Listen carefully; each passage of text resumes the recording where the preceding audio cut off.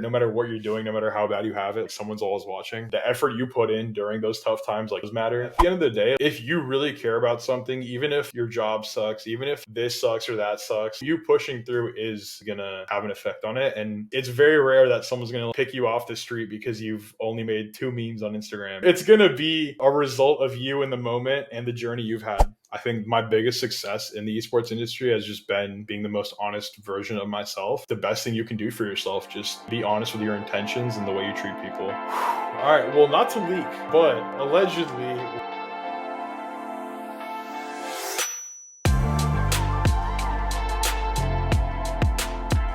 Welcome everyone to episode 147 of the COD Casuals. We're your hosts, Justin. And I'm Mike. How you doing, Mike? I'm doing good, man. We were just saying, I got my Zero Sugar A&W. We're going to play some COD after this. You know, it's a good night. Can't really complain myself. How about you, bro? I've been good. We have a special guest again. We do. Yes, we do. Yeah. Back to back here. I know. So I got a little intro for this guy. Let's hear it. So if you follow the competitive Call of Duty scene and you listen to a podcast called The Flank, you definitely know him. At a young age, he's already a social media coordinator of esports for FaZe Clan. He's a social media manager and associate producer of The Flank. Let's welcome Gursh Singh. Hell yeah. Happy to be here, guys. Appreciate it. Yeah, man. Thanks for coming on. We appreciate it. What's going on, man? It's been a slow day, you know. Life during the holidays is always like a mix of squeezing things in before the end of the year, but then also just like taking it easy as certain projects like finish, begin to lift off. So yeah, just taking a day at a time. So where are you at right now? I'm currently based out of LA. Based out of LA. Okay. Yeah. Yeah. Where are you from originally? Are you from LA? Not from LA, but not too far. I'm from the Bay Area, California, which is just like 4 or 5 hours driving. So it helps. Like I'm here for work, obviously, but very manageable distance from home. Yeah. No, that's got to be huge, man. Yeah. No, cool. All right. Well, yeah. I mean, man, we just kind of want to jump into it anyway. Like we told you beforehand, just want to get some of the background on you for some of our viewers who maybe don't know. So we just start off with like a really basic question for you. What was your entrance into gaming as a whole? Like, how did it start? You were saying before you were playing some FIFA with some friends. Has that been a long-term tradition, or is that something that's new? Like, what was the earliest experience? I mean, I think the first console I ever owned was probably the PS2, if I remember correctly. Like we had like other stuff growing up. Like I don't know if you guys remember like the plug and play games where like you put in like the red, white, yellow cable, play some like Pac-Man or something. Mm-hmm. But I mean, dude, like I'm a 2000s kid. By the time I was like up and running, like I was blessed to be right in the middle of what was like just the straight progress up, right? Or wrong way on my camera, but the little chart going up, right? Like, wrong way again. All good. So yeah, I went from like PS2 to DS to a Wii, and then like from a Wii to a PS4, which is a pretty big jump. But yeah, I definitely started as more of a FIFA guy. Obviously not on all those consoles, but just like if there's one game that I can pinpoint throughout my entire childhood that I stuck with the most, it was always FIFA. And then I think as far as like competitive gaming goes, it was actually my first year of high school. So in like the latter end of middle school, a lot of people had transitioned from being like console gamers to like building their own PCs and all that. And then as soon as freshman year hit, all of my buddies were all of a sudden like big CS fans. And so I'd been a FaZe fan for a while, so I was like, all right, fuck it. They just bought a team. Let's get in there. But then part of it too for me was like, yo, esports is sick, but what about the esports for the games that I actually play? And that's how I got into competitive COD. Nice. What was your first Call of Duty? See, it's weird because like I've played like a lot of friends' houses growing up, but first solid one that like I played like on my own was BO1. BO1, okay. Yeah. I completely skipped that year. Nah, dude, that one's good. Now, Black Ops 1 had a lot of those good things, though. I liked they had the whole COD points system, like the early days of that. I love that. I don't know why they. I mean, I know, yeah, they got rid of it because they wanted actual money, but I think that'd still be like that'd be a great system. They could have kept that in. I love that. And then you mentioned too with the wagers in there. I forgot about that. Yeah. But when you were on PlayStation 2, were you playing FPS games or were you playing like mainly sports games? Like, because that's where I started. Both of us, we're both 25, so we're just Mhm. a couple years older than you, I think. Um, Yeah. but that's our console generation too. What were you playing on the PS2? PS2, I mean, this is like when I was like early elementary school. So we had like this one random racing game. Trying to remember what else. SmackDown versus Raw 2006, absolute classic. Love that I had game. 2009 for the DS too, but that's a completely separate like hour-long podcast, bro. That's just like that's culture right there. We had the Meet the Robinsons game. I don't know if you guys have ever seen that Pixar movie. It's pretty underrated, but we had the game for that randomly. The thing is, like, my transition from a PS2 to like a DS was pretty quick of a jump. So Okay. I got a Mhm. lot of DS classics in my head, but Did you play any Pokemon? nah, dude. I wish I did. Really? That's the one side of things I think I like really missed out on. Like, I played a lot of Nintendo games having a Mhm. Wii, but it was more of like Super Mario Galaxy, right? Mhm. Not any of like the, I guess, core Nintendo fan base stuff. Mhm. Did you play Black Ops 1 on the Wii at all? Because No, no, not on the Wii, not on the Wii. I downloaded that one on my mom's computer, and I was like, all right, run it. Yeah, I didn't even know that they had Black Ops 1 on the Wii. I know they had World at War on the Wii. Mm. That's what I remember playing, which was an absolute nightmare.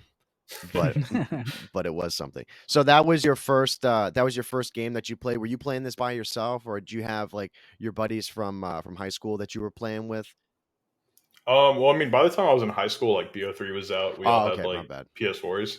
But yeah, the earlier ones, like I'd play them at my friends' houses, and then Um, to be honest, because we had a Wii at home, I just like download them on my mom's laptop. It was like campaign only, right? So you just sit around, and then eventually I figured out how to like get the multiplayer working. But one way or another, COD found me. I found COD. It was dope too because like when I finally switched off of Wii, I got a lot better at like everything I played. So like I went from the kid who was always getting had at like my friends' houses playing on LAN to coming back and all of a sudden just beaming. So yeah, it was a very good feeling. Nice. Um, so you said the first COD that you really started playing was Black Ops 1, right? Mhm. So for that game, were you like always hopping on playing with your friends from school and stuff, or was it mainly just like you just started off in campaign the whole time? Um, I think if there's one game that like I really like hardcore because I wouldn't say I hardcore grinded COD until like BO3. Hmm. But back in that day, like we would get on and play like FIFA, obviously. GTA Online was a big one. Like I remember Heist drop when I was in middle school, and that was like the big like hype thing that we'd all been waiting for. Destiny was a big one. But yeah, BO3 was when like I locked in. I started following comp that year too, freshman year of high school. So that's when it was like, all right, like I'm playing this game, maybe FIFA on the weekends, but like this is my life from now on. So we'll go into BO3 since that's where like a lot of it started for you. Were you Yeah. a big BO2 guy as well? Yeah, I think Treyarch has always just been like my favorite developer. I mean, they just have a formula that works. Like I say that because Cold War was a lot of very signature Treyarch things in terms of movement. It was built on the BO3 engine, but dude, like they can't go wrong. I think Cold War is such an underrated COD. Yeah. 100%. Um, but yeah, so you're playing BO2 and then BO3 you said you discover a competitive COD. Do you remember how that Mhm. happened? How did you end up watching those games or just hearing that? Did you even know that you could play Call of Duty competitively and like make it a living for yourself? Not at all. I'd played one round of like arena mode in BO3. And I'm pretty sure I won that game because like some kids like quit midway and just never touched it again. I'm like, all right, I got a winning record, 1-0. Let's just keep it that way. But no, I had some buddies that I'd ride the bus home with, just because like we all live pretty close to school, so it was just like super manageable. And they were all like big GB grinders. So they kind of got me into it, and I was like, holy shit, like most of my friends are into CS, right? And it's been cool to follow it, but because I actually play COD, like this is so much better. And yeah, like FaZe had their team going too. Not like a major front runner, but they won some stuff. And it was cool because like in the middle of a second period history class, like we'd all have our phones under our desks, or like have like an extra tab on the Chromebook, just ready to switch back and forth. Our teacher used to have like a laser pointer where if if she was like walking around the classroom while we are supposed to be like working on a spreadsheet or whatever, and she saw that you weren't like on the tab, she'd like flash the laser pointer at your screen. And so I'd see like Scump hitting 360s, like shit blowing up everywhere. All of a sudden, there's just a green dot, and I'm like, "Yo, what site is that?" It's just for laser pointer. but yeah, Dude, yeah, we grinded BO3. That was a jetpack game that you and I like really played. Oh Because yeah, I remember I got Advanced Warfare and I was like, I don't know if this is really it. Like I watched competitive COD in Advanced Warfare, but I didn't really play it all that much because I was still on the PS3, and that game did not run well on the PS3 at all. I could barely like keep up with anything. yeah. yeah. Now I'm in the same boat, man. I mean, I much prefer like of the jetpack games, like talking like AW, Black Ops 3, and IW. I don't know how you feel, Gersh, but I'd put Black Ops 3 as the best of all of those, in my opinion. Easily, yeah. Yeah. I'd say it's BO3. See, dude, that's where it gets tough. Like, I like a lot about AW and IW individually, but I think for me, hot take, BO3, IW, AW. Yeah. No, I can agree with that. I accept that. Yeah. I mean, again, I barely played AW. So now are you speaking on like just playing like pubs on those, or are you thinking like the entire picture? You play pubs and competitive on those? I mean, I'd say a good mix of both. Like, I think BO3 is great for comp, although some people don't like the whole like pick ban thing. Most average COD fans would tell you that IW was like the best year for comp, just because most average COD fans are optic fans. but there's nothing wrong with that. Like everyone likes seeing their team win. I think for me, it's probably pubs, dude. Just because like in high school, like I had friends that would grind GBs, but like most of the time it was just like hopping on after a long day or just like on a weekend when we wake up at the same time. You don't have to like go to soccer practice or whatever like someone has, and then just shooting the shit, talking in a PS4 party chat, like letting loose. I think maps are a big one as well. Like AW had pretty interesting maps. You get to BO3 where it's like you're struggling to find one that you can really like talk trash about. Like Exodus maybe kind of and then IW, like I know people were kind of 50-50 on the maps, but I think they were definitely built with like the movement in mind. Like you had maps like Crusher where there was like big wraparound wall that you could just run on. It's pretty sick. Yeah. Now when you were playing BO3 and like game battles with like your boys from school, did you guys ever think, oh yeah, we could be pro players like one day? Oh, I wasn't playing game battles with them, bro. Oh, you were. Yeah, no. They would grind and like they try to get me on, but nah. And I mean for me too, personally, bro, like because I had such like variation, like I went from playing Disney games on the PS2 to focusing on the DS to then like having a Wii. Like I'd say I caught up to the skill curve pretty late. But yeah, like even in present day, if you ask me if I could go pro, like probably not, bro. Dude, I've seen your streams. Like, dude, I've seen some of the clips that you've gotten. Like, they're pretty good. Yeah, I mean we'll get there one day. I think it's just like the time you put into it, and for me, it's like I could put time into it now, but I'm competing against guys who have like 10 extra years on me, right? So. Now, have you always been someone who's like you're playing COD, but you're also playing side games, or have you just was there ever a point where like the switch flipped and you were just like, okay, COD is like that's the only game that I want to be playing now? Oh, yes and no. Like I've always had a love for FIFA that I don't think will ever go away. Even now, like we'll be grinding COD, just me and my boys, but then we'll still like have days like today where we just want to hop on FIFA. Although I think the reason I'm not so quick as to say like yes, I have had moments like that where I'm fully COD is because of recent games. MW3 is like the first one in a while where it's like holy shit, I can play this for like 12 hours a day. I think the last one was BO4, and that's kind of what came to mind because during winter break of senior year of high school, me and my best friend, who like anytime we'd be on COD, we'd be playing with each other. We coordinated the 3 weeks that we had off of high school to just like from 5 a.m. to 1 p.m. No bullshit, every day of the week, hop on BO4 and play the fuck out of it.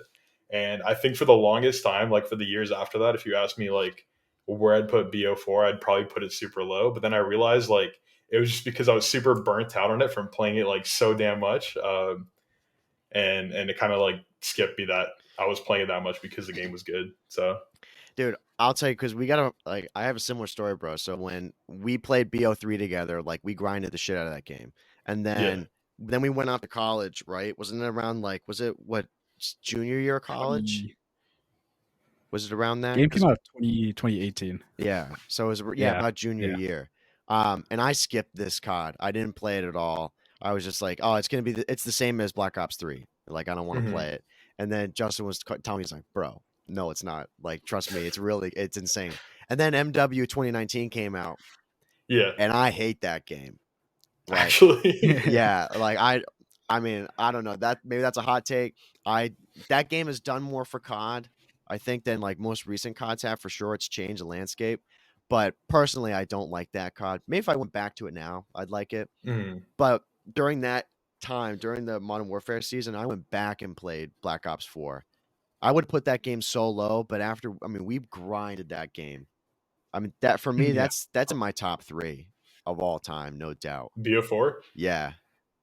it's a big one. Yeah, Yeah. Yeah, I would put mine like definitely top 5, probably approaching top 3.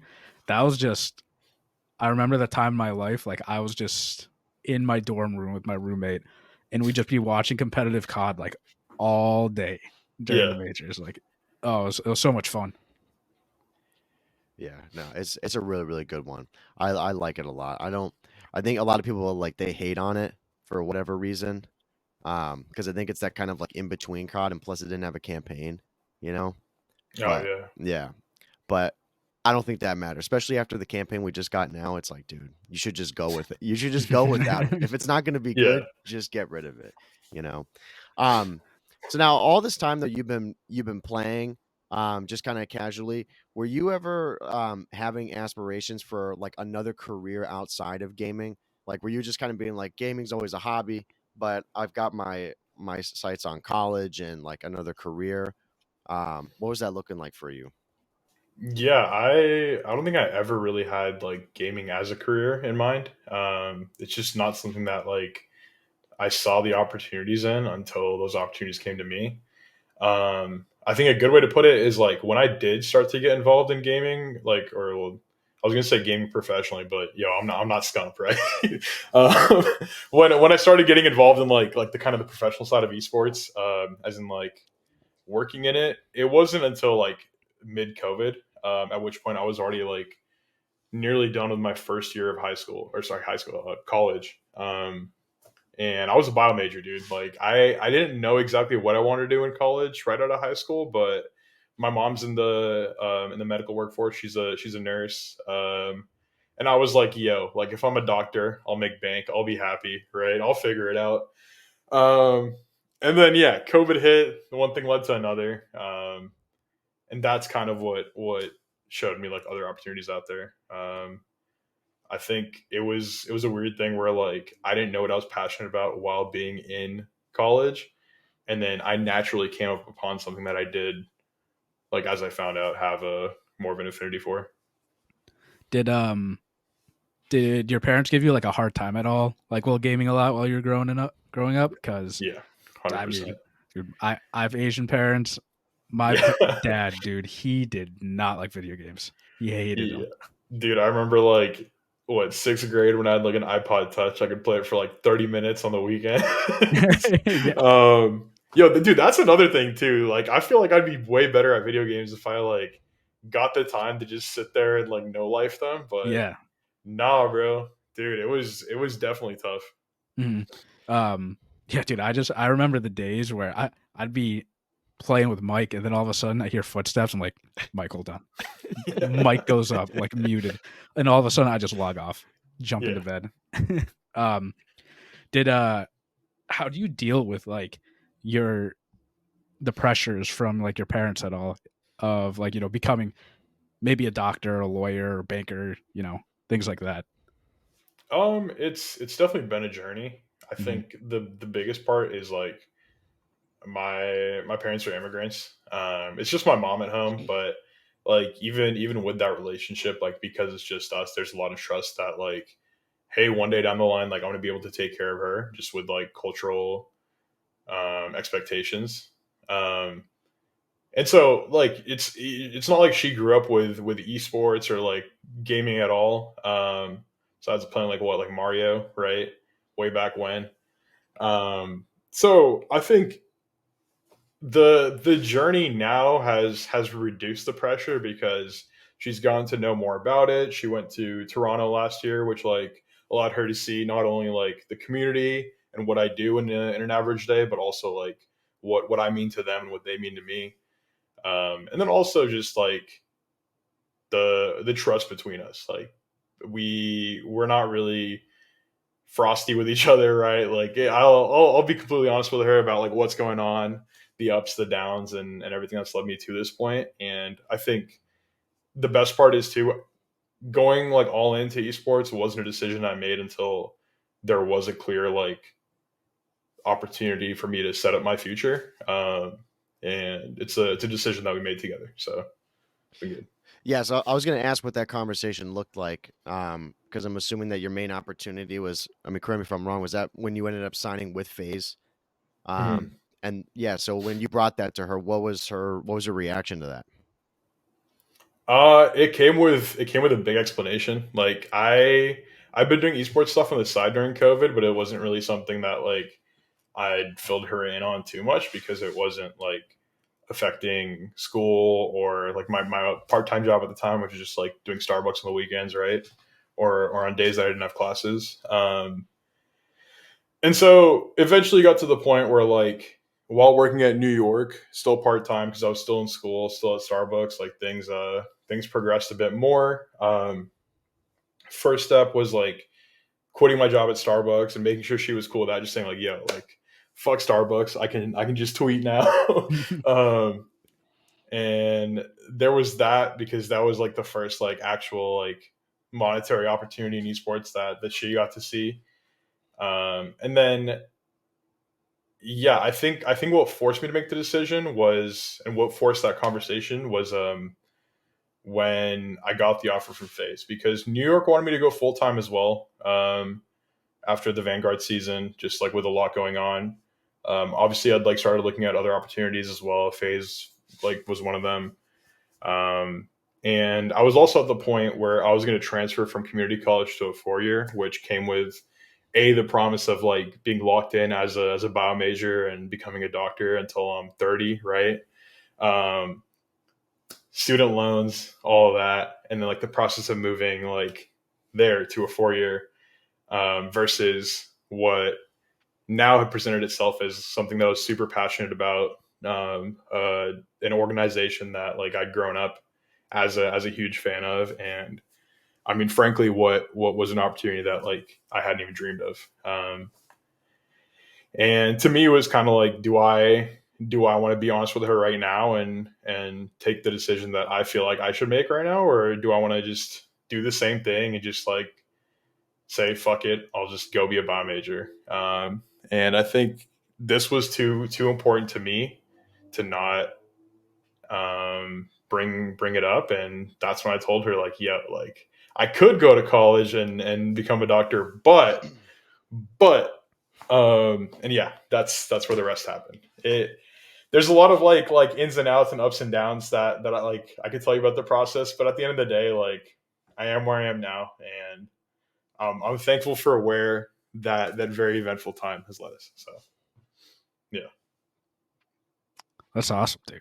Like, I feel Hell yeah. like you just gave us like a motivational speech right Yeah, I there. was Yeah. gonna say sorry if Yeah. I'm like yapping, dude. No, no, Like- no. No, dude, please No. go. Yeah. I No, got you. I personally I love hearing these stories Me too. because I mean, Mike, my parents Mhm. they don't care for gaming, and I just remember like watching like Nate back in like 2012, and I'm like, this guy's gonna be huge, and my dad was like, yeah, whatever, focus on school. And now seeing like people younger than us like following that, and now they're like in the esports scene. It's just awesome to see, and like how much it's growing. But yeah, what since you joined FaZe though, we wanted to ask like how much would you say the connections that you made like throughout those years got you to the point where you were able to sign with FaZe? See, it's weird because I would have thought that like a lot of it was because of the connections I'd made, but like when I was approached by FaZe, I got like a big talk about how they've been looking at me since like the Cold War season, which was when I first joined New York. Which to me was like kind of an eye opener, right? It was like a sign that like no matter what you're doing, no matter how bad you have it, like someone's always watching, right? So the effort you put in during those tough times like does matter.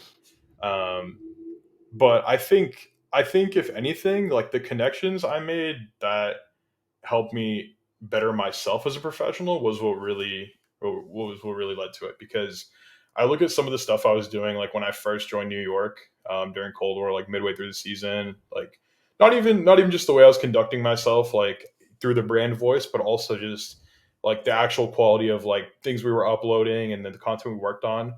And I think the people at New York that I got to work with, or just like friends that I met in esports, where you get the opportunities to bounce ideas off each other, talk about work late night in a Discord call. That's really what has set me up to where I am. And I think end of the day, like coming to FaZe, a decision that they probably had to consider was like bringing the examples of work I had and think about how those would live on their socials and their platform and their COD team. And I think just the you know how they say like it takes a village to raise a baby or whatever. I don't know the saying, dude. I know we know what you But said. whatever it is, I think like it's almost like everyone that I've had the pleasure of meeting has led me to where I am. Like not just like a specific like, hey, this person or that person. It's just everyone's been great, dude. And I think that's what's like made esports feel the most like home. Like I can just dead ass be myself, and like thankfully everyone that I feel like I'm surrounded with right now is just being like the most genuine version of themselves, and it makes us all better at the end of the day. Yeah. So yeah. No, that I think that's something that's unique too about the COD community. I think for a lot of the people, especially the people we've had the opportunity to talk to, that's something that they always bring up is how everybody that's within it, like this circle, they always try to just like accept you in because this is a very niche thing that we all Mhm. like, so we all have common ground on that aspect. Um, Something that I wanted to ask though, back pedaling a little bit. So like obviously you were on New York. If people don't know, like the New York Subliners is the organization that you were with. By the way, we were at that New York major and saw Let's you go. and saw you walk out as the Pope, which we'll get to that because I'm curious to know. I'm curious to Yeah. know how the hell that happened. But how did everything work with you? End up like signing to New York? Like were you just working by yourself? Like were you freelancing? Were with another org? Like what were you doing before, and then how did that transpire to you getting picked up by the New York Subliners? So at the end of 2020, I was juggling like 4 or 5 different unpaid opportunities. I was just to like pick up experience, do this or that in esports. And then going into 2021, like literally a few days before New Year's Eve, I was like, yo, this has been dope, but I kind of want to just like do something bigger, right? And I felt like I'd equip myself to the point where I could. So I hit up all these people that I was doing like unpaid work for. I mean, I'd had like 6 months under my belt with each of them individually. And I kind of just said like, hey guys, like I appreciate you. I'm thankful for my time here, but I think I'm gonna just close things off heading into the new year and put my foot elsewhere and see what's out there. And luckily enough, Wester, the challengers team that was like Pollux, Venom, Zaptius, they were frying at the time. They'd won the first 2 cups, and like they had a Twitter page, but nobody was really running it. They'd post like maybe one graphic, and so I hit him up. I hit up like Sam Phoenix, who was the coach. I hit up Paul, DM'd all of them, and I'm like, yo, like, what's good? Let me know if you guys need help. And that too, like it was unpaid, but that's what really allowed me to shine. I'd say it was myself, my boy Jaden, who's like a designer, my buddy Jung, who's a video and socials at Optic right now. We all just like were 3 kids in our late teens, early 20s, just doing the whole like fake it till you make it thing. Like we'd reach out to people that we knew that like worked in the CDL, look at examples of like how top orgs were conducting themselves, and yeah, we just like put our lifeblood into it. I'd like be doing match coverage during my breaks at Starbucks, but eventually it got to a point where it all came crashing down. Not like a big thing. It was just some like challenges drama. Like someone got dropped. They locked us all out of the account, and it was like, yo, like these guys will get over this, but if one of them seriously like does tweak, at the end of the day, we don't really have anything to like show for ourselves, and that kind of motivated the three of us, four of us, like whatever our team was, to really seek opportunities out there. And we were desperate. Like it felt like the end of the world. Um, and so I'd reached out to New York for a Valorant position. I'd never played Valorant in my life, but they had an open, like an org had a job opening, right? That's all it meant to me. It was just like to make Valorant memes and content, and I was like, yo, like I will learn Valorant overnight. Here's my portfolio. I know it's all COD stuff, but please just fucking get me in there. And then I got a DM back saying like, bro, like we have a COD position open too. And I was like, okay, sick. That helps. So yeah, one thing led to another, and then got involved there. And yeah, I guess the rest is history. Yeah, that's sick. That's a But wild yeah, story though. Um, I mean, it's something that I was gonna ask, like building off of that, especially for like people now who are trying to do what you do or get into that. Um, what do you think the importance is, or how important is it to just do work and not expect to be compensated for it?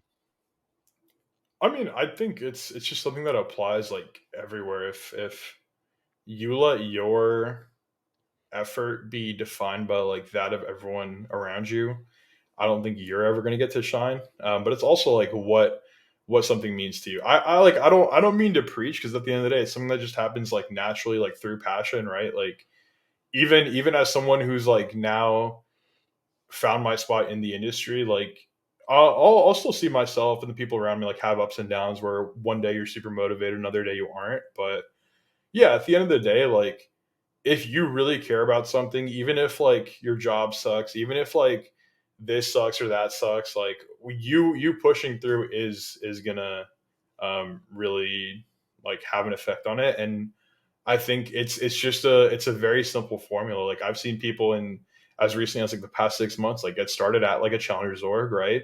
Use that to build out their portfolio and really solidify themselves as like someone equipped with the talents that they have, and then use that to kind of leverage themselves to a newer and like higher goal. And yeah, I'd say like to actually answer the question and not just like learn Japanese in the middle of my paragraph, bro. Like the best way I can put it is yes. Like the answer is yes. It is very important, but it's not just important; it's also just like the foundation.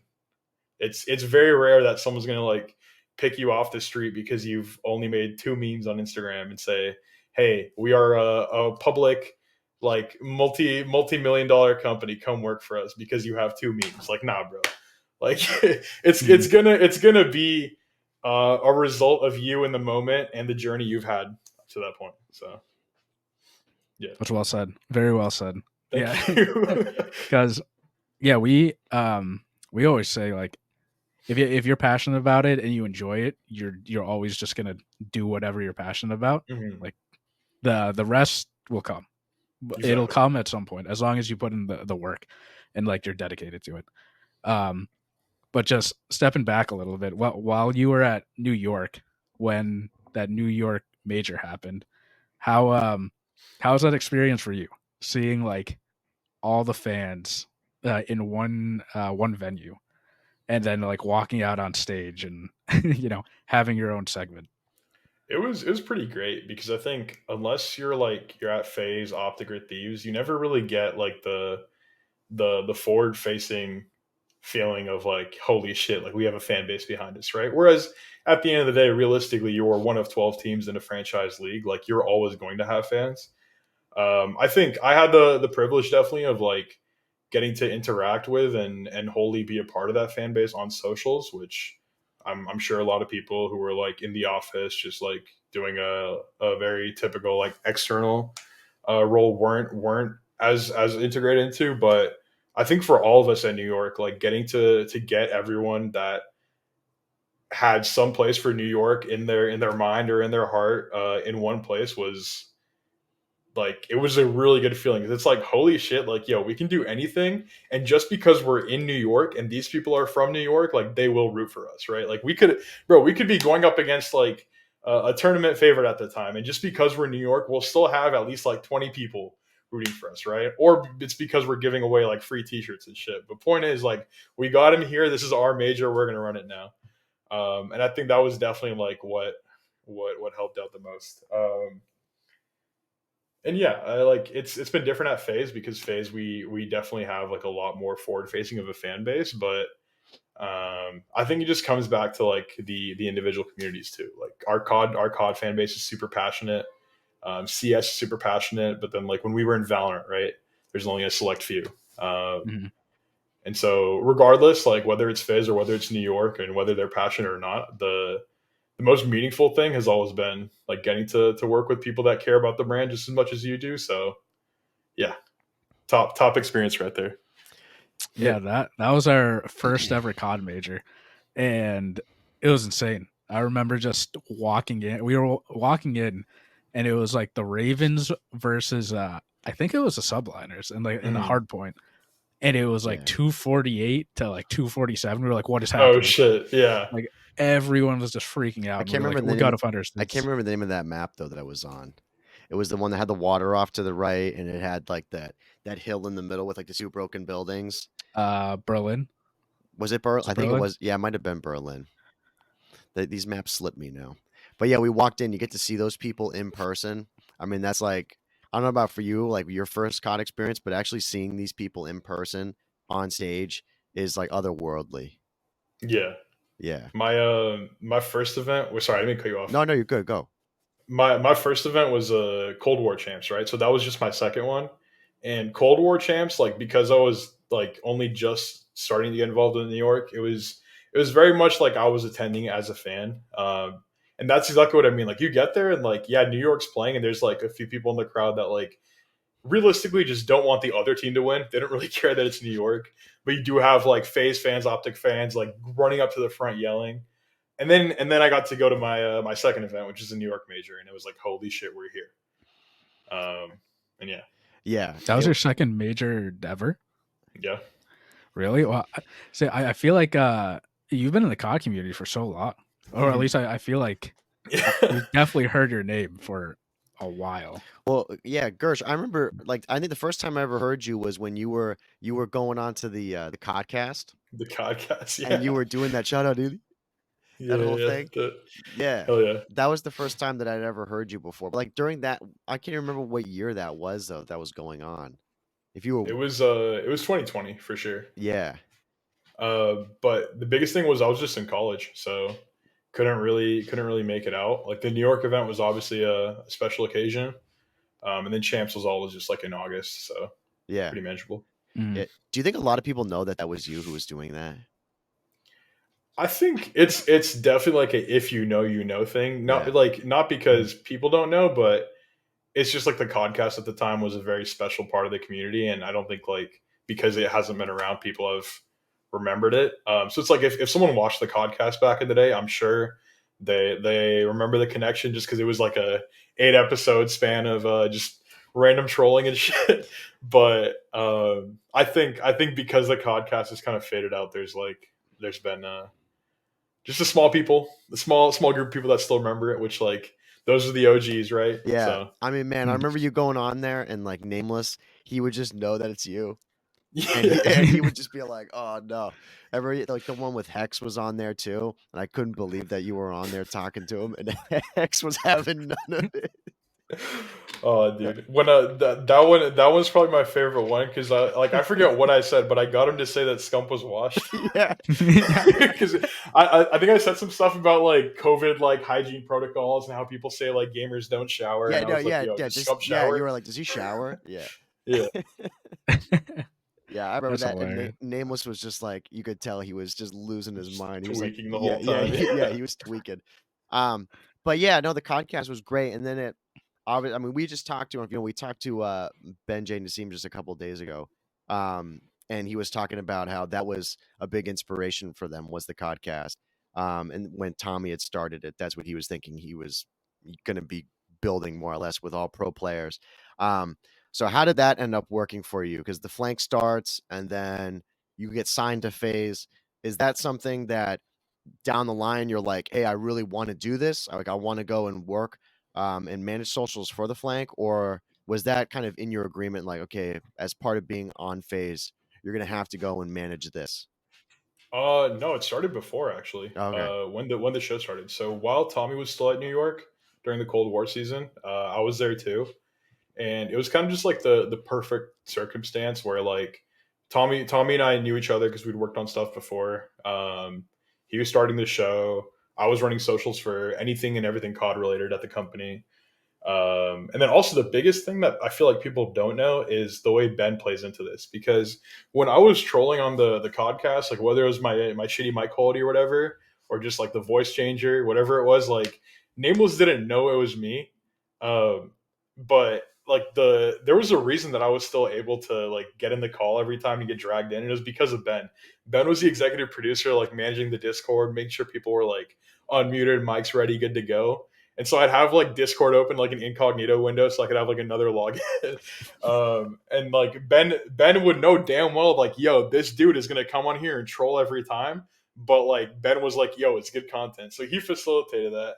And because Ben had also seen like the progression of that to me like trolling people on Twitter, just like having fun, making memes, to also running the podcast socials back in the day. It was the easiest transition. Like Ben was involved, Tom was involved, New York was involved. I'd run the Codcast socials. Ben wanted to build something like the Codcast.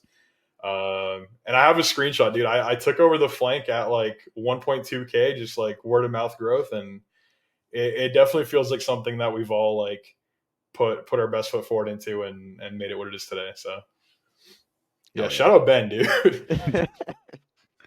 Okay, but Ben's a cool guy. When we had our conversation with him, like Mike and I already knew, like we had questions prepared for him and everything, and man, Ben just ran with these questions. Yeah, like totally what we expected. Like Man, it was awesome. that's also a yapper right there. I'll tell you that. Man, you think that like you go on rants? I mean, we love it.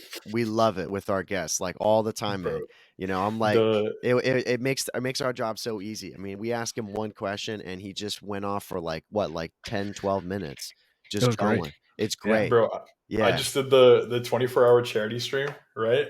I shit you not, like hand on my heart, bro. The hardest hour of those 24 was the last hour where like my stream's about to end, right? And I'm muted, like deafened on stream, just like silent in front of however many viewers, just listening to Ben because I had a meeting at the time.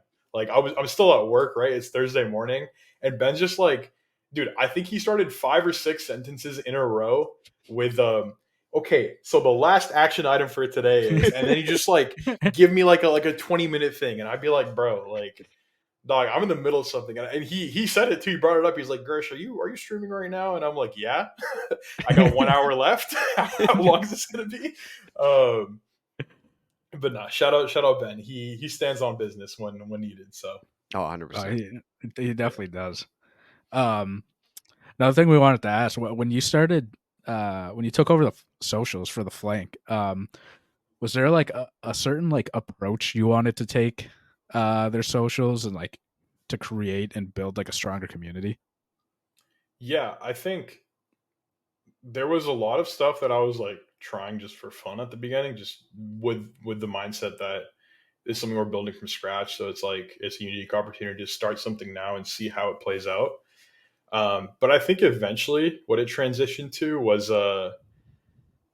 okay, this is gonna sound weird at first, but like therapy, low key. Because here's the thing, dude. I was still at New York when I started working on the flank, and like Tommy left after Cold War, but I was still there for Vanguard. And Vanguard at New York, bro, sucked. Like that was like the absolute pits, bro. Like whenever you're playing the Batman games and like Arkham City's like all dark and shit, and there's like poison gas and stuff. That was New York during Vanguard, bro. We were fucking miserable, bro. Yeah, all that aside though, like I'm on the New York brand account, and like you can only like speak through the team and everything the team's doing, because at the end of the day, everyone you're interacting with, everything you're posting ties back to that, right? And when your team sucks and they haven't won a fucking hard point to save their lives, can I swear on this podcast? Yeah, of course. Yeah. Okay, just make sure. My bad. If not, I'll refrain. But the flank was like therapy. It was like any thought that I have, any team I want to like just mess with, or just like make a joke about the league stuff that we can't say like under the ordinance of being a team run by Activision's Call of Duty League. Like I was completely free to say on the flank Twitter, and I think it became almost a conversational piece in the community, which is what I wanted it to be, where it like the flank is like the dude next to you at the college football game, like screaming random shit, just like super drunk, but also funny. Hopefully, I hope it's funny.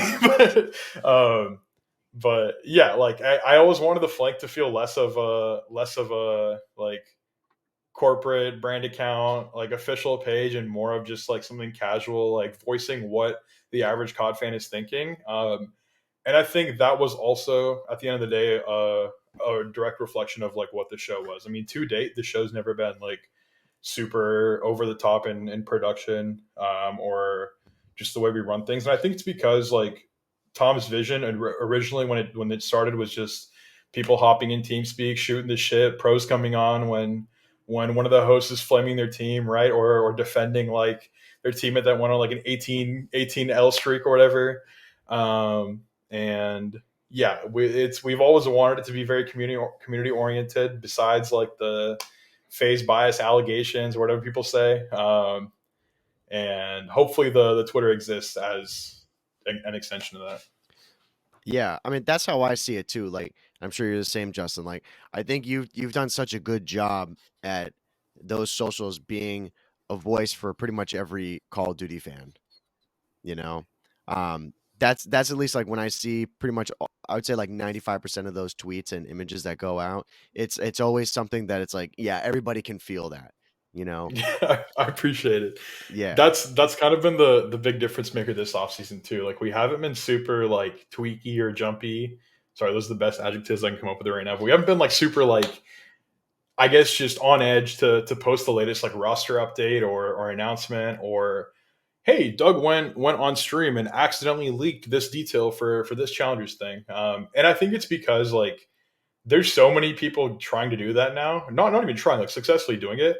And I think that to me was like, hey, like this is dope, but we're not the news source at the end of the day. We're the conversation.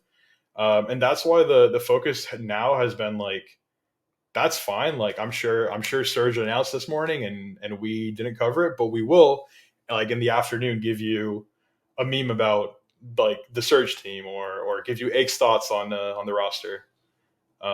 Which I think we did. I think I just screenshotted like a DM of Pat saying some heinous shit about them, but that's just him. That's on him. But yeah. Well, when you're thinking of like all these memes and like what you're gonna tweet, like what goes through your head? Because dude, these tweets they're hilarious. I'm gonna be honest, nothing. Because I think a lot of the time when I do have like a good idea, it's just like a result of like ADHD and just like the overexposure of like myself to internet memes and culture. Like I think the NBA is like the greatest example of it, where as soon as a player has like a bad game, like everyone will tweet out like 12 different memes. Like you'll see the like better learn Chinese buddy, you'll see like the Shannon Sharp walking out, right? Like 12 different things that just match this one scenario. And I think that's kind of what naturally happens. Like there's just like something that pops in mind that's perfect for a scenario. But then also heading into game weeks or heading into a major where we know like, hey, tomorrow morning we're gonna wake up, play rocker. You'll also in the back of your head have whatever the storyline is going into that game. So for context, like we know that the first two matches of the year next weekend are going to be Boston and Thieves, and it's just super easy. Like we're starting off the season playing against Slasher, and then Draza is going up against an all new Thieves roster. So yeah, storyline's already built there. Exactly. Yeah. I can't wait for the first match, Boston against FaZe. Yeah. Oh, dude, we're Boston. I'm gonna fans, watch that, bro. I know, like we got. You are Boston of all teams. Well, we're from Mass. Okay, got you. I can respect that. One of my buddies right now in LA is from Boston, so I have to lay off the slander every now and then. But no, I think this year I can definitely respect the team. Just seeing who's on it. So Yeah, those guys are cool. hmm We got to talk to Austin for a bit when he came over to the facility, hmm and I'm excited for what Boston did this year. So I think they can hang this year. No, the fact that they picked him up and Priesta that's and insane. Priesta, bro, Snoopy too. I think people aren't like as onto him yet because we only got to see him at like what champs last year. Yeah. But Mhm. no, that dude, you watch his POV, that kid's cracked. It's crazy. Yeah, Yeah. and to think that was his first game ever playing professionally was at COD Champs, and his first game is against Optic. I mean, hmm it's like I couldn't even imagine. I would have fucking fumbled if like Oh, 100%. my hands would have been like this holding the controller. You know what I mean? Exactly. Yeah. Yeah, talking about like all your tweets and memes. So like on Twitter, do you have like you said nothing goes on your head, but do you have like a strategy for like the different like social media platforms you like put stuff Um, out on, or do you just do it? so luckily my main focus is always Twitter. Mhm. We have Ryan at FaZe who's part of the social team and he's very much our Instagram guy. Like whenever there's like a big news thing like today, the GTA trailer leaks and then eventual announcement, he'll like instantly whip like a graphic card, like a 3 slideshow post about what we're gonna do, some pictures. So Ryan's very much the protector of the Mhm. Instagram. I think for me on Twitter, it's just wanting to be there in a conversation, and which comes with gauging how interested the community is in a certain thing. Like um, if there's like a big influencer boxing match that we know whether people like it or not is going to take over their timeline, we'll be there, right? But then if it's someone doing like a 24-hour Twitch stream for their community, but they're like a stream that's very local to like one side of the internet, we may or may not get involved. And then I think for strategy on like the flank side, it's more or less just quality over quantity, which I know sometimes it doesn't seem like that because we're just shit posting.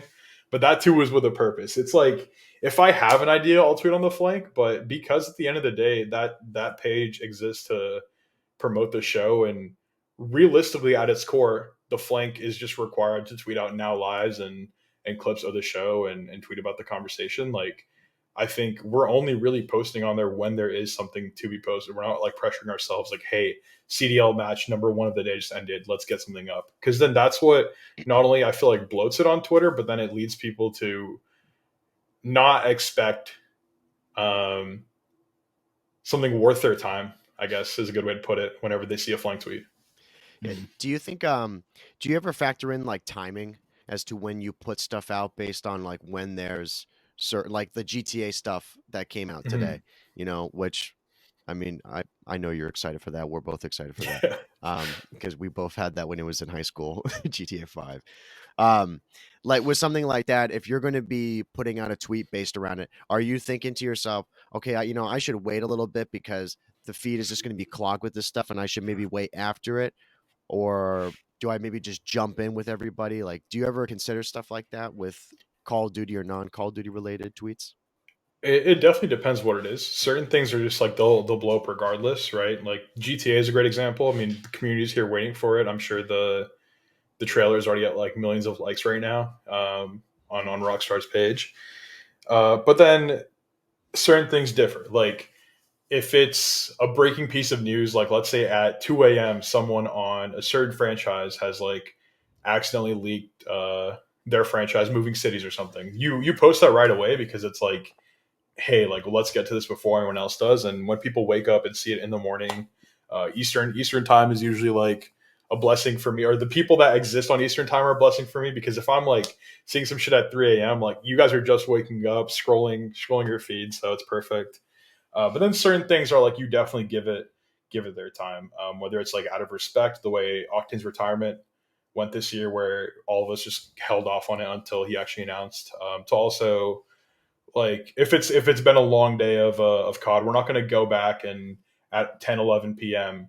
post a Selenium highlight, right? Because nobody's going to engage with it. But then that's when we would reframe it to fit the next day. Like if it's a highlight from like a long day of Friday losers qualifier matches to us playing someone like Saturday morning, we'll tweet that same clip out, but then say like, after yesterday, Salim's geared up, or like Salim's going to bring the same heat for today's first match versus Rocker at noon. I don't know why I'm thinking about Rocker, but fuck, I hope we play them. No, so you went into it a little bit there, but how do you separate like the like being on the clock like at all times on socials all the time versus just like having your own chill time?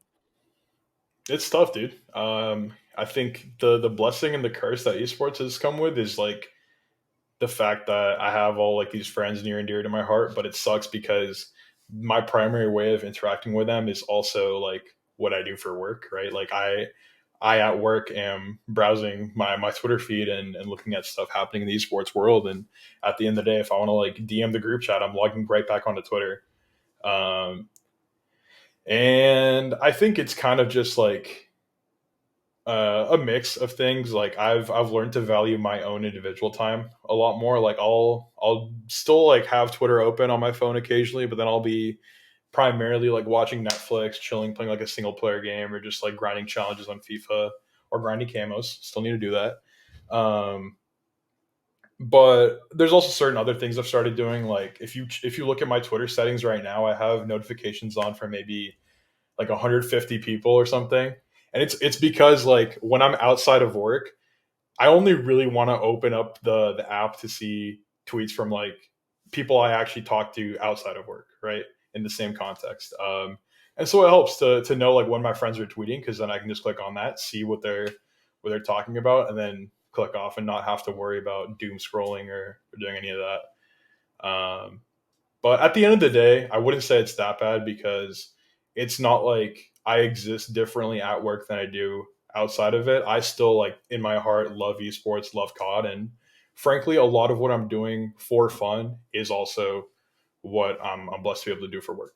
So Yeah, I mean that's the saying for that one, because now I can't fucking remember it. It's like if you love what you if you love what you do, then you don't work a day in your life. Yeah, exactly. that's pretty close to what it is. So you being like, how old are you again? Are you 22? I turned 22 in 7 days, actually. Oh, there you go. Well, happy early Oh, birthday. Yeah. Thank Um, you. what advice would you have for younger people who are trying to get into esports and try to end up doing what you are doing? If you could give advice to maybe a younger Gursh, what would you have given? A younger Gursh? Um, damn, bro. I mean, it's like a double-edged sword because I feel like all the ups and downs have still like led me to where I am now, and I wouldn't change it. But I think in terms of general advice, definitely the biggest one is being genuine. Just because that's something that like I've tried to make sure I stick to. I mean, obviously everyone has their moments, but I think my biggest success in the esports industry has just been like being the most honest version of myself. And I think that's something that a lot of people miss out on. Like it really sucks when you go to an esports event and you go to like a dinner, right, with the team, and someone's talking to you, but they're just trying to be a completely different person, and it because that doesn't instill the trust in you that hey, I can work with this person on something, or I'd want to loop them in on an opportunity, because at the end of the day, they're not really like showing themselves or showing or projecting like a more true version of them, I guess is a good way to put it. Like there's I think the best way to encapsulate what I'm trying to get out right now is just like there's people that will like come and talk to you, and it's only because they want to like leverage something out of you, or um, get an opportunity out of you. And I think the longer you exist in esports, the more apparent it becomes. But at the same time, like you'll have people come up to you that are very genuinely interested in like what they want to do and what they want to achieve, and at the end of the day, they're just looking for help. And I think that's like the best thing you can do for yourself. Just be honest with your intentions and the way you treat people. Hell yeah. damn. That's awesome Drops, advice. drops the mic on that. No, I love it. No, yeah, I love that too. I think every guest that we've had has said along the lines, the same thing within esports, just be genuine. Just be a good person. Yeah. Feel like, especially with social media nowadays, like you said, someone wants something out of someone, and which I don't know why that's a thing nowadays, but that's what happened with social media. Yeah. It is unfortunate. But no, I mean, other than that, man, I kind of wanted to just say thank you so much, man, for coming on. I mean, we just hit the hour mark. Cruise through it, Yeah. no I mean, problem. I'm You good to know? keep going if you guys want, dude. Like, You sh- I don't mind at all. Yeah, You sure. sure? Yeah, dude. Let's keep going. All right. Hell yeah, I love it then, man. Well, side note, We can keep talking. you mentioned something. You mentioned something like just really quick. It's like totally off, but you said that you like to play single player games outside too. Of like to kind of chill out. Are there any games that are coming up? Don't say GTA 6. Are you thinking any other games though that are coming up within the next year or like recently that you're looking to be playing? I think it's the opposite where I have to go back and complete some games. Yeah, same. I don't know if it's like ADHD or what, but the reason that I came up on like FIFA and COD was because I could just like hop on, play like a quick game, 15, 20, 30 minutes and just hop off. And it's like, it's been very rare that I've like sunk my teeth into something and given it time it deserves. But when I do, like, I find myself have a lot of fun. So during the off season, I got back onto Red Dead 2, which has been great. That's something that I want to like close the chapter on before GTA comes out. Just because like you don't play two Rockstar games at once, right? You give like one of it your whole attention, That's and then psychotic. yeah, and then Cyberpunk was one that a lot of my friends told me like I should give another chance. And the more I played it this off season, the more I loved it. So that's one I want to also just like complete before moving on to whatever else comes out. Okay. Yeah, I never played Cyberpunk though, because I'm sure like you're the same thing, Justin, and probably you too, right? Like when that game came out, it just got shit on because it was a Oh mess, yeah. right? And I guess it's not that anymore then, I'd assume. I have no idea. Yeah, they've I mean, besides like patching the game completely and like fixing a lot of what was wrong with it, updating the graphics, like making it more optimized, they've also added a lot more content. I've seen people like super hyped about all the DLCs they add, and it seems like I forget. Oh, CD Projekt Red, the company that makes it. It seems like they're like really taking care of people right now. And yeah, like I can verify firsthand when I first played the game, horrible. Like it was just disappointing. It kind of just like I feel like GTA spoils us in a way where we expect so much out of an open world game. Like you know that it's not GTA, but there's still certain things that like you like to do, be part of the experience, and get immersed in that world that just the bugs and all that prevented you from doing. And now it's like the game's just fluid. So Do you feel like that's a new thing, like with current games within the past, I don't know, 5, 10 years of getting games that are incomplete? Do you feel this is a common trend or no? yeah, I think a lot of studios have been like are a lot more than usual. Have been putting out the graphics where it's like, hey, we're delaying this till whatever. I think some of it might have been because of COVID. I know like conditions of workers in the gaming industry aren't the best to begin with. Like there's a lot of crunch time where they're just like over pressured to do stuff. But it seems like now they're understanding that hey, this is like yeah, this might get the game out faster, but this is also the worst case scenario because they've seen it destroy games like Cyberpunk, right, which somehow has rebounded. And yeah, like for example, COD is taking the extra year. That's what this game is. Like it is very much a big patch to MW2, but it's with the note in mind that hey, we're giving Treyarch an extra year, so expect good things. And I mean, dude, it's a Treyarch COD next year. Like I hope it's great.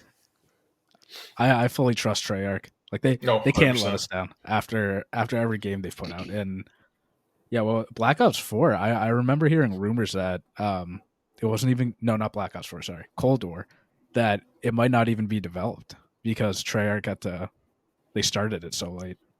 Oh yeah, Sledgehammer began with it, and then Mhm. like a year and a half into it, Treyarch had to pick up the slack.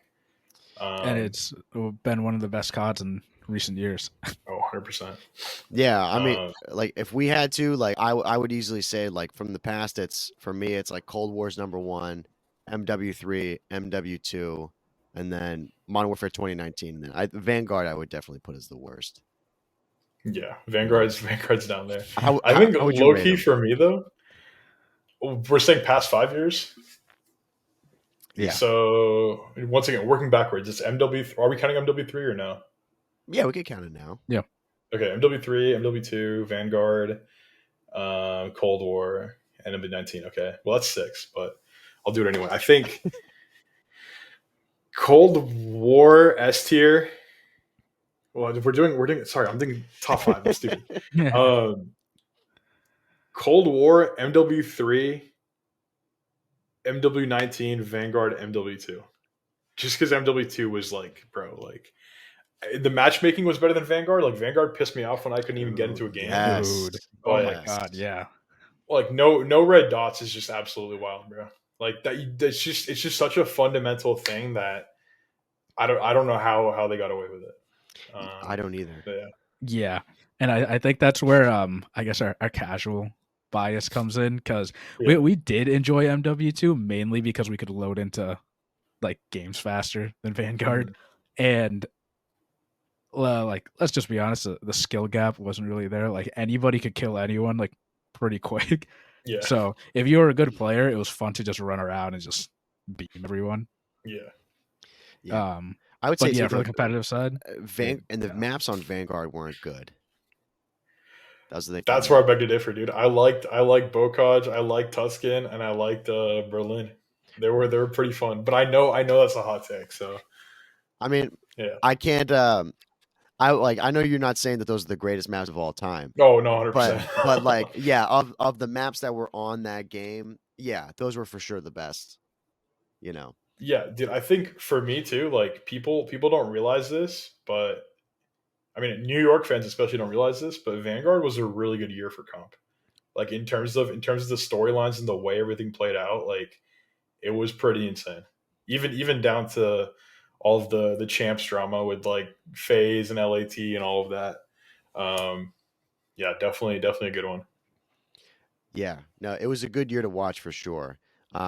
Like the game was tough, but it was still. I mean, I don't know how you feel about it because, like, for us, like, we'll play these games and maybe not have as much fun on them, but then it's always like when the competitive starts up, that gives us some like ulterior motivation to start playing the game. You know, do you ever feel Yeah, that? yeah, 100%. Like I think I played MW2 like through the end of the season, and then once the season stops, it's like there's nothing really incentivizing you to play it. mm-hmm. Yeah, Yeah, and we that's like the hard part about running. We're the COD casuals, so we play COD basically like every night. Yeah, It's I yeah, always feel like it. night, just grinding, right? But when champs is over, like, and Infinity Ward isn't rewarding us for playing the game even longer, and we're hopping on every night, still playing, while our Twitter feed, everyone's like, "Oh, we're going on vacation. We're playing other games." We're like, "All right, Mike, let's hop Yeah. into ranked. Let's try to get to Crimson or whatever." I feel that. yeah. And then we ended up with the last one. We ended up grinding to was it 1250 level 1250 Yeah, and being totally done with it. And then yeah, I think we capped off. I think you hit Crimson for ranked, and then I think I yeah. was Diamond 3. That was the highest that I got, which is respectable. Not too I mean, bad. I was gold the whole time, so don't even bring me up. But yeah, But no, I will say though, I really liked like the rank play in MW2 was really good. it was good. Yeah. You know, I Mhm. think that's a big thing, and I'm hoping with this year, um, I'm hoping it's the same thing. But I was gonna ask you, like, do you think that rank play should come out like right at the start of these cards, or do you think they should keep doing what they're doing where they delay it? Um, I think I'd rather that they completely like fix it by the time they drop it. I mean, I'd want them to take the extra time when the game comes out to perfect rank play if that's what they need. Like if they need to see how certain maps play out, get the bugs out, but then also see what the comp community ends up kind of deciding on as their rule set. It would be better if it was kind of an instant thing, but I think for that too, it would need the season to start like when rank play drops. Like not just for the marketing aspect, like because they drop rank play when they drop like the CDL pack too, and tell everyone, hey, like come play competitive. This is where you can watch it too. It would also need the league to like be as equipped and as ready to start when the game drops. But I think that's also not something that isn't like doable. Like if they got pros and stuff working on the game early, playing the game early, which I mean CS2 is a great example. Like CS2 had all of the CS pros playing the game before it came out to the public. Then they can just get away with it. Like they'll have everyone ready and with the program by the time they release to the public. So yeah. Yeah, no, I I agree with you because I think a lot of people forget that when a COD comes out, there's something broken about it. Yeah. Hopefully, it's only a few things, but um, like the pros have to go through and figure all this stuff out, like what works best, what doesn't. And I'd much rather have ranked come out nearly to perfection than have it come out and it's just a free for all. Oh yeah, 100%. Yeah, I think that's what usually ends up being the downfall of most of these games, though. It's like we said it before, if things are launched too early, like that will always get remembered as being a failure. But if they delay it and it's comes out and it's actually good, then that's what people care about because people will forget about the delays. You know what I mean? Yeah. Yeah. So that's what I would think about it, but it does suck because I do want to be playing ranked right now, and I mean I'm sure you're playing too. Like there's that's only one of my biggest gripes with this game right now. I mean I love MW3 so far, but the fact that the season is starting so late, there's nothing to play for right now. Yeah. Yeah, it's just like camo grinding, like we talked about, and like you don't camo grind, so it's hard to grind for something. Yeah, dude, this is my first year camo grinding. Actually, I've always gotten guns that I really like gold. I mean, the easiest example is like the pistols last year. Like I had diamond pistols just because I really liked using all of them. I had a gold riot shield too, but that's just because I like being annoying. But yeah, this year, like I think the biggest difference that I've pointed out time and time again is just the fact that like as someone who grew up as a very casual member of the community, there's a difference between when like you hop on pubs and you have fun, but it's super sweaty, you get burnt out, you hop off after an hour, whereas like you get on a game like BO4, like MW3, thankfully, where you can just play it for like hours on end, and it just keeps you going. So yeah, I was like, hey, if I'm going to put in all this time, might as well like have certain challenges and stuff that I'm eating, and camos are perfect. Mm-hmm. Yeah. What for you makes MW3 really fun? I think the movement is a big one. Not that like I'm a movement merchant, but it helps to have like a lot more fluid movement. Not even just like faster, but being able to just mantle quickly or like run and jump across like buildings. The maps is a big one as well. Maps to me like are make or break for every game. That's why I don't like MW2 most of the time, because like if you're playing a CeeLo, dude, it's just horrible to spawn like all the way back of a dirt field after run around like this big ass warehouse. And then I think the gunplay is just there as well, like the time to kill. Not everyone's like always going to be in the mood where they're like super dialed in, sweaty, like Astros tuned to the max, ready to just like I don't know, hit 360s. But yeah, when you're able to be more tactical with how you play the game, then it helps. Mm-hmm. Now, when you play, do you play claw and use a regular controller, or do you play with like paddles from like? No, I play with paddles. I had a brief period where my Battle Beaver broke. They fixed it. They fixed it super quick. So shout out Battle Beaver, but it was just like a thumbstick issue. Like the one I'd gotten was kind of like faulty. So I just sent it back. And so I hit up my buddy, the same one that I always grinded COD with in high school, and I was like, "Yo, like, what do I do now?" And he told me about Bumper Jumper, and Bumper Jumper, genuinely, like, not to lose potential customers for Scuff, Battle Beaver, whoever, but it's the greatest thing because you use your L2 to jump, and then if you play tactical, then you're using your right stick to slide, right? And so the only really like real thing that you have to take your thumb off your thumbstick to do is just like melee, which you're not doing most of the time. So it's just like kind of getting that premium controller experience without actually having to spend like $300-$200. But yeah, normally I'm just playing like with a Scuff and then with the tactical settings, Scuff or Battle Beaver. Yeah, because my scuff right now is like it's busted, dude. Like my L stick is just it's drifting so bad. It doesn't sprint anymore. Mhm. So now I'm just on what is it? Not auto tack sprint, like single tap to run. Gotcha. So it's not as bad, but my controller's nothing wrong with scuff. I've just like put this thing through war like the Yeah, past couple of no, years. I feel that, dude. I'm always on auto attack because I just have PTSD from like MW19, like having to like spam L3. Uh-huh. Yeah. And I don't Yeah. get like, dude, that's the one You- thing where like you can GA it, but until there's a pro roster out there cutting my checks, I am not following that. yeah, dude, they're not going to pay for the Yeah. surgery on your thumb. Yeah. Exactly, dude. Yeah. Like I'm good, dude. Yeah. But yeah, I always have to shout out both because like Scuff is a phase thing, but then Battle Beaver's an ATL thing.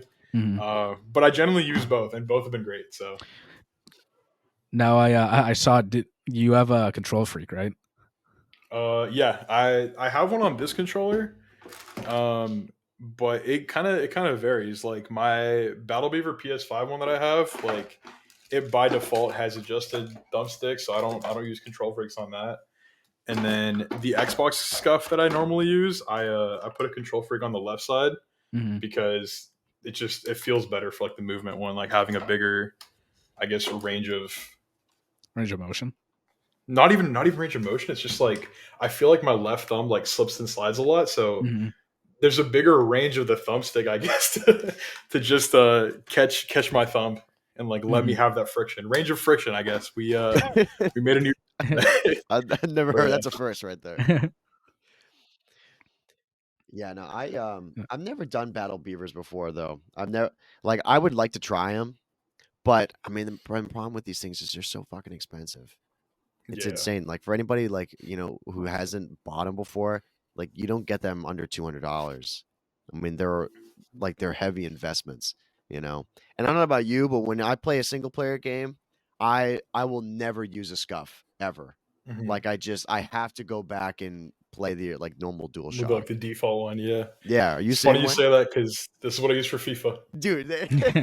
There there you go. you go. Yeah. Yeah, you can't go and do it. Um, Mhm. but no, a Battle Beaver, I think it would be interesting to go and try it. Like with that because it's just got the buttons on there. But my worry is like I would miss them. It's like weird thinking, but I just feel like if I have my fingers that are on paddles, like I'm gonna hit it all the time, no matter what. But I'd start tweaking if I think like my finger is not on the button, and then I Yeah, miss. You know what I mean? I feel that. Yeah. But no, and it takes a minute too to get used to them, like going from the scuff. Because I just switched like what during Vanguard. I think Mhm. that was when I just Mhm. got my scuff. But we've been playing forever. But I, Yeah. I Mhm. was I was not gonna start playing like fucking claw. Like I wasn't I wasn't gonna start Nah, doing. dude, that I like it just feels super awkward too. Like I don't have the biggest hands either. Like they're not small, but I also can't do the thing where people have like their hands like this, where they have like fingers ready at their bumpers as well. Because Mhm. that feels like I don't have like as much of a grip down here. But yeah, it's just whatever's natural at the end of the day. Like I'm sure there's definitely kids out there who just play like normally, like pick their thumb up to jump or whatever, but they're just as fluid with it. So Mhm. yeah, Yeah, we need that. We need that extra like help because we're getting old. yeah, I feel I feel that, dude. It's creeping up on me. But yeah, Oh, No, dude, dude, you're you're you're a 21. baby still. dude, nah, I'm at the point of no return. That's what we were just talking about in Discord, dude. It was like turning 22 feels like from here on out, like it only gets worse, right? Like the numbers only get bigger. Whereas like until you're 21, you're like because 21, I think just as a number, like symbolically and what you can do when you turn 21, it just feels like you're young. Mhm. But then after that, it's like there's no other age to look forward to. Like no Yeah, no other milestones. It's just like you're Yeah. just off in the world, bro. So but Oh dude, yeah, you're we're dealing telling with you're that. telling me, yeah, bro. yeah, Yeah, in February I'm gonna be 26, and I'm like, jeez, fuck. dude. I'm Yeah, I feel that. I feel I'm that. like, this isn't getting any better right now. It's like no one's like guessing me up for being 26. I'm just like, Yeah. yeah. I think Yeah, dude. the weirdest thing now though for you, Justin, Gursh, you'll probably feel it too at some point, is like when all your friends start getting married. That's a weird thing. That's when you're realizing you're like, damn, I'm getting old now. You know, like people are buying houses, people are like Yeah, getting, they're getting married. You're like, bro. it's Yeah. like it's tough. The life between 25 to 30 is just it's weird. Like you could be just chilling with your friends, and then some people have kids or they're married or they got homes. Like it's a big range. What was I gonna say? Oh yeah, yeah, dude. When Mike and I go to the like our land center, I guess, at Gillette Stadium where the Pats play, Mhm. like we're always the oldest guys there, and it's so weird because in our heads we're still like I don't know 18, 21, and we're going there watching these like kids dominate in COD, and they're like, "Yo, you guys are 25. You guys are old." We're like, Nah, dude. "Damn, I think dude." I think the best thing to just keep in the back of your head is like that's natural, but that's also how it is now. Because like, I mean, Justin, what you said earlier, like, dude, we weren't allowed to just play video games like that, like whenever we Mhm, wanted. Whereas now, dude, like, there's definitely a 9-year-old on Fortnite that could fuck me up in any game, dude. Like, mhm, they're just on it earlier. mhm. But yeah, I mean, hey, you can't teach an you can't teach an old dog new tricks, but you can't fuck, I don't know where I was going with this, but you know what I'm It was saying. good. Whatever the Yeah, yeah. inverse is, it's also true. Okay, there's We value in experience. we're wise and experience. Exactly. That's our edge. um, some other things I actually wanted to ask, like in your time in COD so far, like what's been your favorite moment? Whether that's like at an event or like something happening on Twitter, anything. Damn, dude, that's a big one to think about. I'm gonna see what I have like bookmarked because there's definitely some big things. I don't actually know, man. I think like as a whole, doing the live tour for the flank this year was definitely a great one because we got to just go around and do everything. I think honestly, like most meaningful answer to me is probably just the Toronto event, getting to bridge the gap between like my life at home and what I do for a living. Getting to not only like show my mom the value of the community, but also like have everyone meet her for the first time and really put a face to the name. Not to mention Toronto just being a great city and that being a great event overall. So yeah, definitely like the most special one to me. Mhm. I think like New York Major was great, but it also feels very in the past, just with the way like times progressed. But yeah, I think Toronto champs. And this is gonna sound like some like philosophical shit, but just whatever's ahead, dude. Like Mhm. every day is a good day to wake up to and just have some new shit happen. So Mhm. yeah. I love that. I Hell love yeah, that. that's good. Um, last thing because I know, dude, Mike and I can keep going, but but I gotta hop into eights pretty But soon. yeah, bro, So we're that's we're that's those no, why no, I cut it we're off. those end it. East Coast boys too, though. Yeah, I feel yeah, that. I feel yeah. What city are you most excited for to visit this year? city this year. Yeah, city. Yep. Whew. All right. Well, not to leak, but allegedly one of the cities won't actually be in that city, but it'll be in a neighboring city. Kind of like a Dallas major, actually an Arlington type beat. Uh, Although Optic are just Texas, so it doesn't really matter. Um, but like weirdly enough, I think I'm most excited to go back to Toronto. Like I won't be there with my mom this time, but like we have a phase office out there, so there's a lot of people that like either are with the company or have been with the company that are out there that I'm friends with. The place is dope. Um, Food's great, and yeah, I think last year like there were a lot of people that like went to the event, some people that didn't go to the event. So it was like a mixed bag of like having some friends there, some that weren't. I think this off season specifically, um, me and my buddies have grown a lot closer to like another group of like some of the EU guys in the community. And they're always super keen to travel to Boston and Toronto because it's like easier for flights.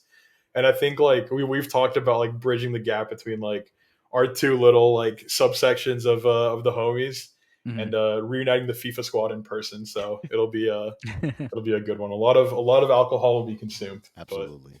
But, only in celebration. Oh yeah. Yeah.